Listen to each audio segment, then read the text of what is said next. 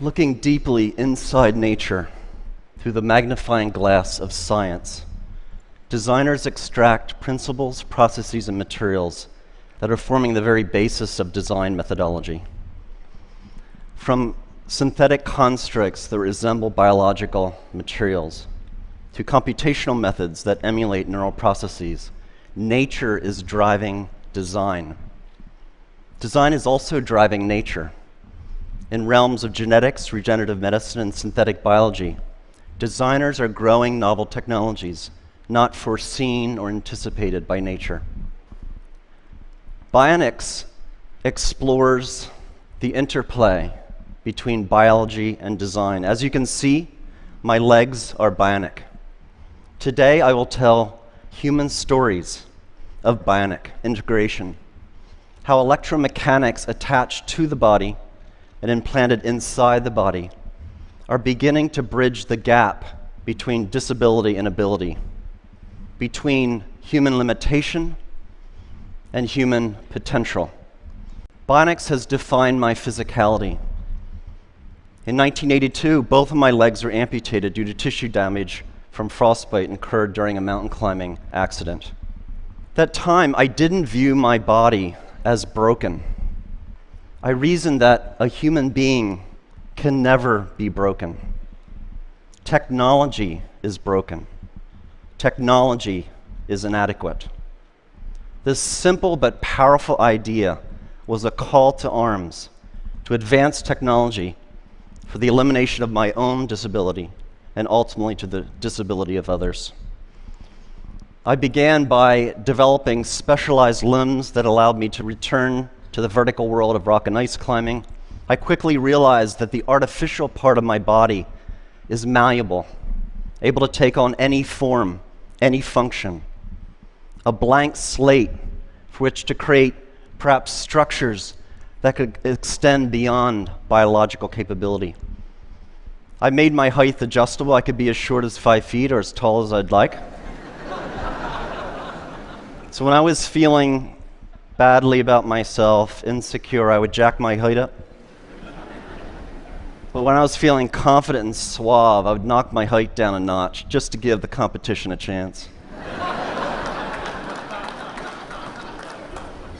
Narrow wedge feet allow me to climb steep rock fissures where the human foot cannot penetrate, and spiked feet enabled me to climb vertical ice walls without ever experiencing muscle leg fatigue. Through technological innovation, I returned to my sport stronger and better. Technology had eliminated my disability and allowed me a new climbing prowess. As a young man, I imagined a future world where technology so advanced could rid the world of disability, a world in which neural implants would allow the visually impaired to see, a world in which the paralyzed could walk via body exoskeletons. Sadly, because of deficiencies in technology, disability is rampant in the world. This gentleman is missing 3 limbs. As a testimony to current technology, he is out of the wheelchair, but we need to do a better job in bionics to allow one day full rehabilitation for a person with this level of injury. At the MIT Media Lab, we've established the Center for Extreme Bionics. The mission of the center is to put forth fundamental science and technological capability that will allow the biomechatronic and regenerative repair of humans across a broad range of brain and body disabilities. Today, I'm going to tell you how my legs function, how they work, as a kind of case in point for this center. Now, I made sure to shave my legs last night because I knew I'd be showing them off. Bionics entails the engineering of extreme interfaces. There's 3 extreme interfaces in my bionic limbs: mechanical, how my limbs are attached to my biological body; dynamic, how they move like flesh and bone; and electrical, how they communicate with my nervous system. I'll begin with mechanical interface. In the area of design, we still do not understand how to attach devices to the body mechanically. It's extraordinary to me that in this day and age, one of the most mature, oldest technologies in the human timeline, the shoe, still gives us blisters. How can this be? We have no idea how to attach things to our bodies. This is the beautifully lyrical design work of Professor Neri Oxman at the MIT Media Lab, showing spatially varying exoskeletal impedances, shown here by color variation in this 3D printed model. Imagine a future where clothing is stiff and soft where you need it, when you need it, for optimal support and flexibility without ever causing discomfort. My bionic limbs are attached to my biological body via synthetic skins with stiffness variations that mirror my underlying tissue biomechanics. To achieve that mirroring, we first developed a mathematical model of my biological limb. To that end, we use imaging tools such as MRI to look inside my body to figure out the geometries and locations of various tissues. We also took robotic tools. Here's a 14 actuator circle that goes around the biological limb. The actuators come in, find the surface of the limb, measure its unloaded shape, and then they push on the tissues to measure tissue compliances at each anatomical point. We combine these imaging and robotic data to build a mathematical description of my biological limb, shown on the left. You see a bunch of points or nodes. At each node, there's a color that represents tissue compliance. We then do a mathematical transformation to the design of the synthetic skin, shown on the right. And we've discovered optimality is where the body is stiff, the synthetic skin should be soft. Where the body is soft, the synthetic skin is stiff. And this mirroring occurs across all tissue compliances. With this framework, we produce bionic limbs that are the most comfortable limbs I've ever worn. Clearly, in the future, our clothing, our shoes, our braces, our prostheses will no longer be designed and manufactured using artisan strategies, but rather data-driven quantitative frameworks. In that future, our shoes will no longer give us blisters. We're also embedding sensing and smart materials into the synthetic skins. This is a material developed by SRI International, California. Under electrostatic effect, it changes stiffness. So under zero voltage, the material is compliant. It's like floppy like paper. Then the button's pushed, a voltage is applied, and it becomes stiff as a board. We embed this material into the synthetic skin that attaches my bionic limb to my biological body. When I walk here, it's no voltage. My interface is soft and compliant. The button's pushed, voltage is applied, and it stiffens, offering me a greater maneuverability over the bionic limb. We're also building exoskeletons. This exoskeleton becomes stiff and soft in just the right areas of the running cycle to protect the biological joints from high impacts and degradation. In the future, we'll all be wearing exoskeletons in such common activities such as running. Next, dynamic interface. How do my bionic limbs move like flesh and bone? At my MIT lab, we've studied how humans with normal physiologies stand, walk, and run. What are the muscles doing, and how are they controlled by the spinal cord? This basic science motivates what we build. We're building bionic ankles, knees, and hips. We're building body parts from the ground up. The bionic limbs that I'm wearing are called biomes. They've been fitted to nearly 1,000 patients, 400 of which have been US wounded soldiers. How does it work? At heel strike, under computer control, the system controls stiffness to attenuate the shock of the limb hitting the ground. Then at mid-stance, the bionic limb outputs high torques and powers to lift the person into the walking stride, comparable to how muscles work in the calf region. This bionic propulsion is very important clinically to patients. So on the left, you see the bionic device worn by a lady. On the right, a passive device worn by the same lady that fails to emulate normal muscle function, enabling her to do something everyone should be able to do, go up and down their steps at home. Bionics also allows for extraordinary athletic feats. Here's a gentleman running up a rocky pathway. This is Steve Martin, not the comedian, who lost his legs in a bomb blast in Afghanistan. We're also building exoskeletal structures using these same principles that wrap around a biological limb. This gentleman does not have any leg condition, any disability. He has a normal physiology. So these exoskeletons are applying muscle-like torques and powers so that his own muscles need not apply those torques and powers. This is the first exoskeleton in history that actually augments human walking.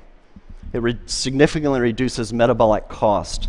it's so profound in its augmentation that when a normal, healthy person wears the device for 40 minutes and then takes it off, their own biological legs feel ridiculously heavy and awkward. We're beginning the age in which machines attached to our bodies will make us stronger and faster and more efficient. Moving on to electrical interface, how do my bionic limbs communicate with my nervous system? Across my residual limb are electrodes that measure the electrical pulse of my muscles. That's communicated to the bionic limb. So when I think about moving my phantom limb, the robot tracks those movement desires. This diagram shows fundamentally how the bionic limb is controlled. So we model the missing biological limb, and we've discovered what reflexes occurred, how the reflexes of the spinal cord are controlling the muscles. And that capability is embedded in the chips of the bionic limb. What we've done then is we modulate the sensitivity of the reflex, the modeled spinal reflex, with the neural signal. So when I relax my muscles in my residual limb, I get very little torque and power. But the more I fire my muscles, the more torque I get, and I can even run. And that was the first demonstration of a running gait under neural command. Feels great.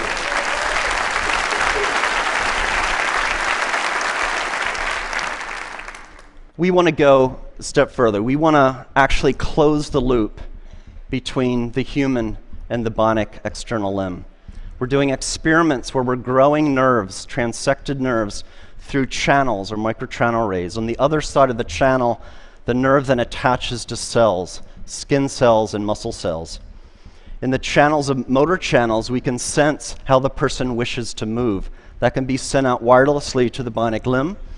And then sensors on the bionic limb can be converted to stimulations in adjacent channels, sensory channels. So when this is fully developed and for human use, persons like myself will not only have synthetic limbs that move like flesh and bone, but actually feel like flesh and bone.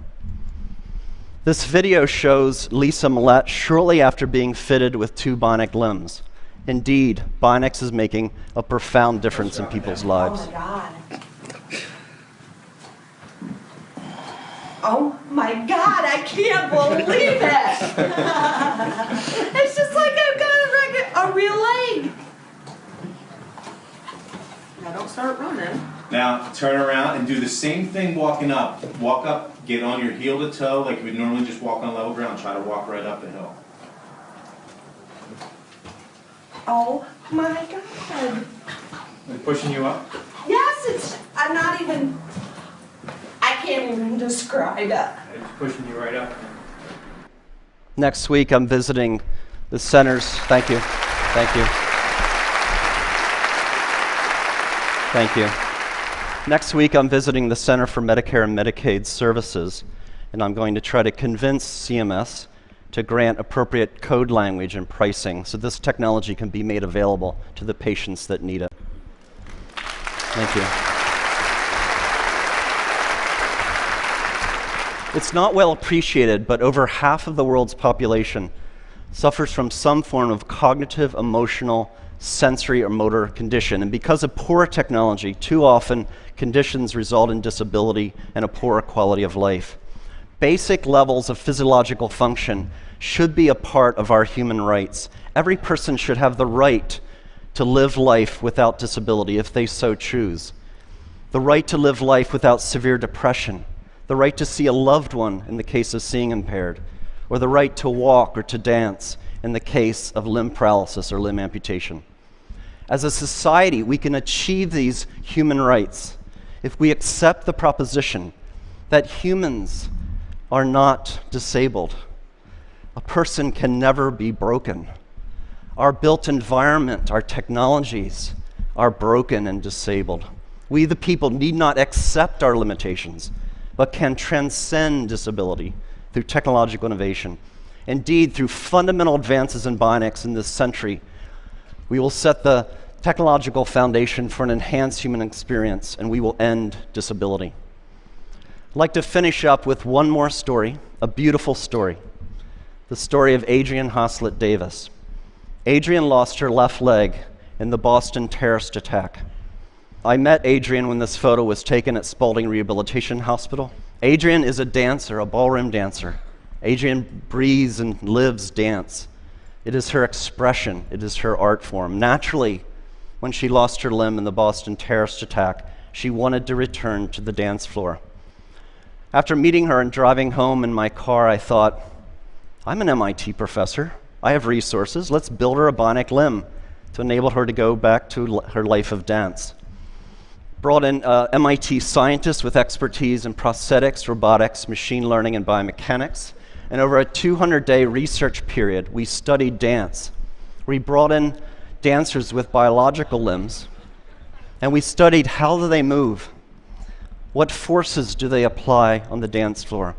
And we took those data and we put forth fundamental principles of dance, reflexive dance capability, and we embedded that intelligence into the bionic limb. Bionics is not only about making people stronger and faster. Our expression, our humanity can be embedded into electromechanics. It was 3.5 seconds between the bomb blasts and the Boston terrorist attack. In 3.5 seconds, the criminals and cowards took Adrianne off the dance floor. In 200 days, we put her back. We will not be intimidated, brought down, diminished, conquered, or stopped by acts of violence.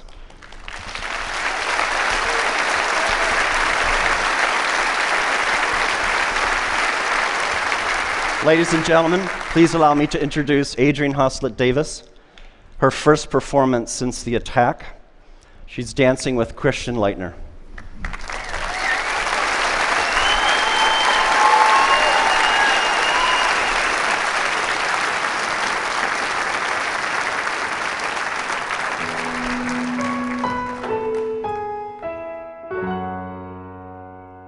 Ring my bell, ring my bells.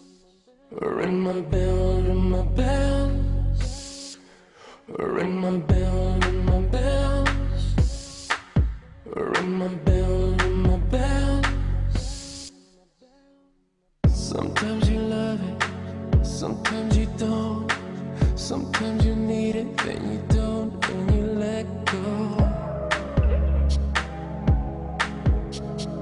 Sometimes we rush it, sometimes we fall. It doesn't matter, baby, we can take it real slow.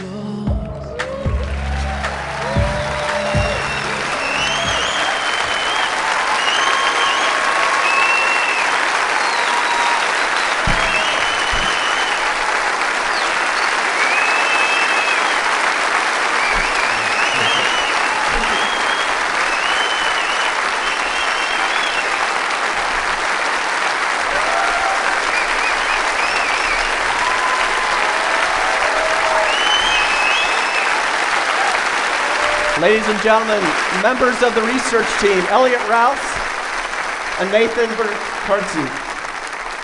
Elliot and Nathan.